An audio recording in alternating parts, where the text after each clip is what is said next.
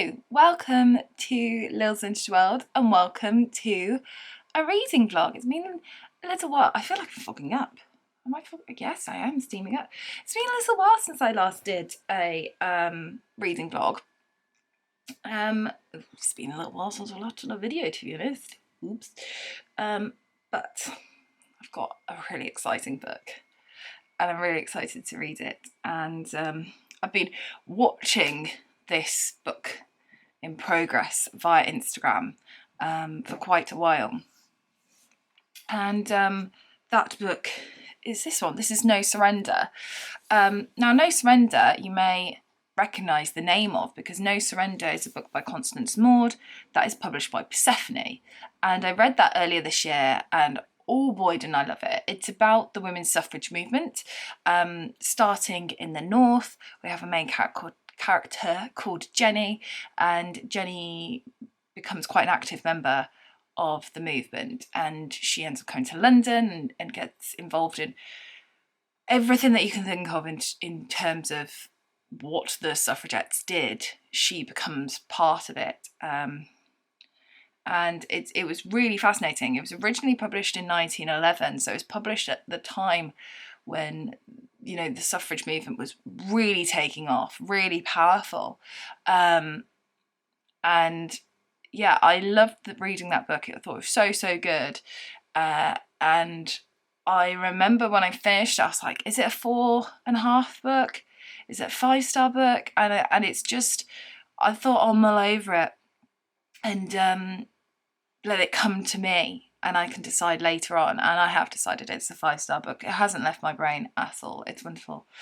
And now I have this book in my hands. So this is also No Surrender by Constance, but Scarlett and Sophie Rickard are sisters, and they are also fantastic artists, and they have put No Surrender into a graphic novel. And on Instagram, I've been watching the progress. I haven't read anything that they've done before, so I'm really intrigued to see how they have adapted the book.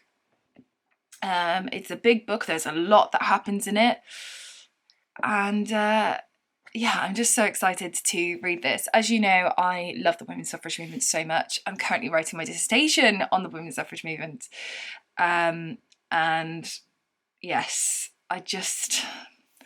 on this very cold, rainy afternoon, hence why I have my dressing gown on, I thought, what a perfect time to snuggle up and start reading this beautiful, beautiful book. So I thought you could share the experience with me. So shall we read the graphic novel version of No Surrender?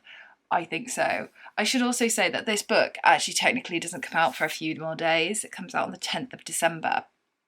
But I bought my copy from Blackwell's, and yeah, it arrived fairly promptly, so before publication date, and yeah, super happy with it. And I think Blackwell's is a good place to buy books, right? They do good things. Please let me know in the comments. So yes, shall we begin? First of all, I think we should take some time to just appreciate the beautiful cover. Here it is. I absolutely love it. And I love the fact that they've used like the colours of the WSPU so dominantly, like even here. So obviously the WSPU was purple, white and green. So we have purple, green, white is the No Surrender, and then we have this beautiful gold. And then look, absolutely beautiful. And they have sashes on and rosettes on, and it just looks brilliant. And then this is the back. There we are. I love that. And then of course this is the blurb of No Surrender, as in both books really. Oh, this is amazing. She looks fantastic, doesn't she, with her fist? I love that. And then the side. I love this. This is so good. How many times do I say the word love? Deeds, not words, which was their motto. And then, of course, No Surrender on the spine. So, should we crack on? Oh, how beautiful. Yes, yes, yes, yes, yes. And so we begin. No surrender. Oh, wow, amazing. So this is taken from the original. Absolutely incredible. And it is dedicated to Charlotte Despard, who was a suffragette herself and an iconic, an amazing woman. Oh, look at this. So fantastic. Oh, wow. I wasn't expecting that, but on we go. Yes, I remember it starts in the north of England and going straight into it. Beautiful. I'll let you know how I get on. Oh, it's started to get a bit dark now, isn't it? I've read 3 chapters so far. I'm currently here and wow, I am loving it. The people on the front here are actually all characters from the book. And obviously I've read the book by Constance, but because you don't visually see them, that's why I didn't know who they were. So here is our main character. This is Jenny. Jenny works at the mill. And we meet her, and we meet her family and her circle, and then we meet people of higher classes, and yeah, all to do with women's rights to vote. And I am absolutely loving it so far. It is just flooding back all the memories of reading the book, but the illustrations are absolutely stunning. However, I'm very, very aware that I am here already, and I don't want to read it too quickly. How many pages is it? Oh, I don't know. Oh, it's over 300. It's over it's over 350. So I still have, you know, a good like 300 pages to go, I think. What page am I on? I'm just about to go on to, oh, I don't know. I've just seen some amazing double page spreads. I'm just loving it, and I love how there's so much detail in it. I love the colours, and yeah, I think it's terrific. I love how there's a mixture of some of the lines that are literally just taken from the book themselves, some of the speech, I should say, but then also we've just got visual images of what's happening, and I love the mix of words, images, and I think it is spectacular. However, I now feel like it's time for me to put the book down for a little bit and get some cake, don't you? Before I absolutely wolf it down, I thought I'd just show you without trying to spill it. So it's like chocolatey on top, and then just delicious cake. I'm going to try and not get it on the book, but cake. Anybody else just love cake, chocolate cake in particular. This is from Lidl and it's only a £2 something, but honestly it's so nice, so nice. Highly recommend. Cake has been had. That was delicious. I'm now going to get back to my book. Just loving it, absolutely loving it.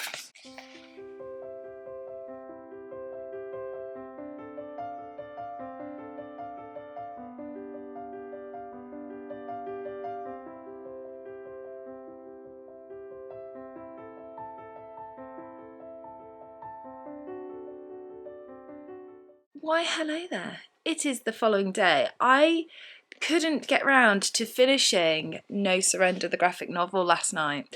I had quite a busy evening, so I had to put the book down. So I mean, I probably could have rushed through it and finished it, but I didn't want to rush through it because I was enjoying it so much. And the thing is, I've read No Surrender before, like the actual book by Constance. I've read that before, loved it, and really wanted to A, enjoy the story again, and B, I really wanted to enjoy the wonderful images and bringing the book visually to life. And yes, I spent my time doing that. You know, that's the beauty of the graphic novel, isn't it? Because you can just spend your time looking at the wonderful images to tell the story. So yeah, that's what I wanted to do. So I'm glad I didn't rush it. I am over the halfway mark now. So I'm going to sit and read this today, this morning. And then the rest of my day, I'm actually going to be doing uni work, which is, of course, is working on the Women's Suffrage Movement. So hopefully it'll put me in a really good mood to crack on with my uni stuff for the rest of the day. So yeah, I'm just in my little reading chair now. I've had a little move around of our living room. So I've got my bookshelves here, and then I've got my reading light here, and then I'm on a chair with the bookshelves with Henry and another Henry.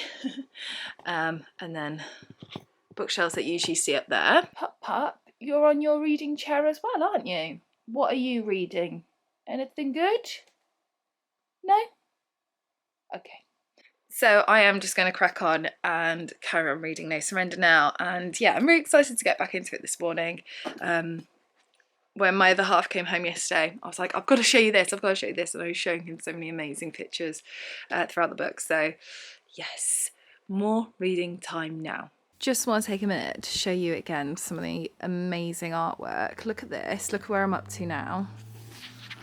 Oh, so I'm just about to go on to like the next chapter bit, because I am here, the prison, on chapter 12. We're going to prison. Not really a spoiler, because as I said, it's everything to do with suffragettes, but look, so much. I love this page so much, because we have, so this is like the census, where, so essentially lots of suffragettes at the time of the census, they, what's the word? Doctored their vote? Spoilt their vote, isn't it? Spoilt, yeah, no, not their vote, spoilt their census by doing it incorrectly. And then there's lots of different propaganda, lots of newspaper articles and things like that, and posters. And this is very famous, isn't it? Force feeding. This, they used to coins that were stamped votes for women. There's a hunger strike medal for valour. I actually have a replica of this. I'll show that later, but I just love it so much. The artwork's so cool, and the amount of time that's been spent on it. So here we are. This is our main character, Jenny. Prison time. I just want to take a second to show him my view. So I've got my pup, and then he's got his little dinosaur. There, look. Oh, sorry. He's sleeping like an angel, and I ruined it. Oops. Right, back to the book now, definitely. Are you enjoying it? You enjoying No Surrender? Good, isn't it? Yes. I know it's quite dark, but I just wanted to show you this wonderful, powerful image here of one of the suffragettes being force-fed. I think it's such... I remember when I read No Surrender, and I got really, really emotional reading this part. Let's see if I can put the torch on my phone. Yeah, I got really emotional reading like this part of the book, and because of the brutality of it. And it was so cruel. But then when you read, because suffragettes did put in their own newspaper the reality of it, of how it felt, and the barbarity of it from the prison staff, and then to see it visualised in this image, just show the cruelty. I think it's just magnificently done. Like, she's really fighting for it, despite the fact that she has literally just fainted like moments before. Hasn't eaten for 6 days, so weak, has a heart condition, and yet they're still forcing her food down her throat. And I just think what a powerful image to tell the suffragette story. I want to show you this amazing piece. So here we have our main women. This is Jenny. She has her rosette. She has her hunger strike medal. And look, it all folds out. That side folds out too. But look how amazing this is. All these sea of women, all these banners, WSPU colours. Absolutely incredible. It's taken so long to do this, but look how incredible this is. I don't want to spoil it all for you, because obviously I want you to read it for yourself, but just know that's amazing. Hello and good morning. It is the following day. I finished the graphic novel of No Surrender last night, and I just wanted a bit of time to process my thoughts. My glasses are really steaming up because I kind of finished it and I just kind of went to myself, wow. And I didn't want like emotion to just kind of take over my thoughts and my review of it. So I had the night to kind of process, and now I can chat to you about the graphic novel of No Surrender. And do you know what? I'm still very much wow. I think this book is spectacular. And this is why. Okay, so when I read the original text by Constance Maud, I loved it. And there were so many scenes in it that I thought were so important. And it's such a valuable book because what No Surrender does is it shows the inclusivity of women's suffrage. So you get people of all different ages, from all different walks of life. You get, so our main character Jenny, she is working class, she's northern, but then we meet my other kind of favourite character, who's Mary. Mary is kind of middle-y, upper class, very, very different life to Jenny. And then we meet other people along the way who are, again, different classes, different ages, different backgrounds, different educational backgrounds, different working backgrounds. We meet people who are for the women's suffrage, both men and women, people who are against women's suffrage, anti-suffragettes, actually, people who are actively petitioning, opposing women's suffrage, both men and women. We also meet people who, at the beginning of the novel, are very much against women's suffrage, but actually things happen and they change their mind and they change their view on women's suffrage, which was happening at the time. And the thing that I love the most about this novel is it very, very much effortlessly displays why women wanted the right to vote. It's not saying women need the right to vote, this is why, this is why. It was displaying it, why women needed the right to vote, by showing the difficulties that certain women were expressing at the time. So for instance, Jenny's sister, Jenny, as I said, is our main character, her sister at the beginning of the novel finds out that her husband has sent their children off to Australia. Jenny's sister has zero rights to her children. Zero. That was the law of the land. Zero. Absolutely nothing. We meet different people who are influenced by pay and wanting the same pay as a man for the same job. We meet people who want their right over their own physical being, because women had very little rights over their own body, particularly when it came to domestic violence, domestic abuse. It was perfectly a-okay. And we also see the magistrate court and not just the women campaigning for women's suffrage, them getting their rightful or wrongful punishment, depending on how you see it. But also we see other cases that come up and how men are treated in relation to women and the harsh reality that women were facing, and just how much women require the right to vote in order to change the law in which they are governed. And it's quite amazing that we're over 100 years since and we still haven't achieved everything that the suffragettes wanted to achieve, but we have come a long, long way. So that's why I love the book so much. And going into a graphic novel adaptation of it, I was a little bit worried that some of the scenes that I loved so much would be cut. Oh boy, they were not. This is a really true, faithful adaptation of the original text. It is literally a visual representation of the text, and that is what I love about it so much. It's so, so beautiful. It must have taken the sisters absolutely hours and hours of love and devotion, of passion for this. It is absolutely terrific. I also think that this is a great access point to history, because I know quite a few people that don't want to read an actual book. Like if I, for instance, my other half, he's not the biggest reader. If I gave him a copy of No Surrender by Constance Maud, he wouldn't read it. However, I have been showing him bits of this and he's been like, ooh, and he's been quite interested in it because he does like graphic novels.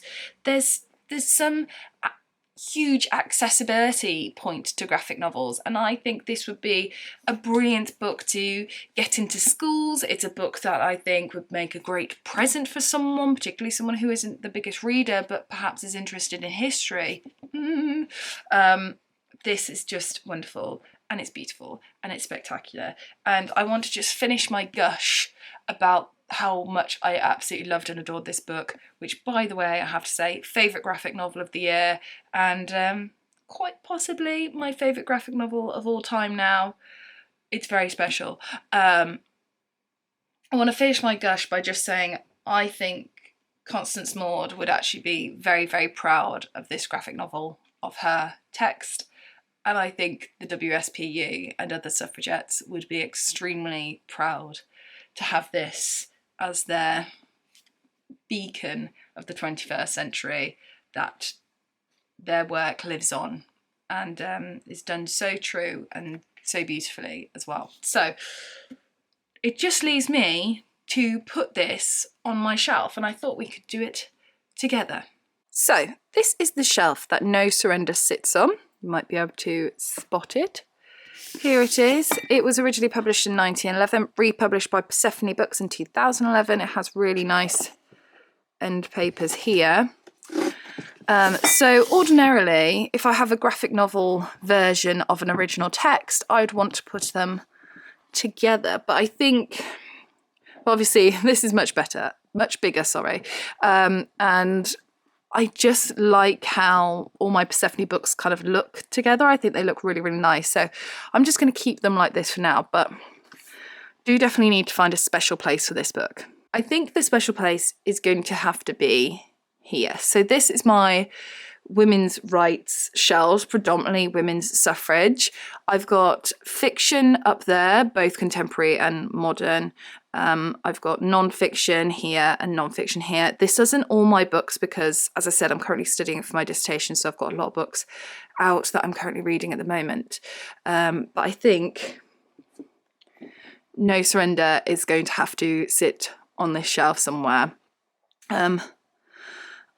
Possibly next to Sully Heathcote, because that is also a graphic novel. Yeah, I think so. Something that I said about this book earlier was the replicas and stuff that they have in it. I have some of those, so let me show you.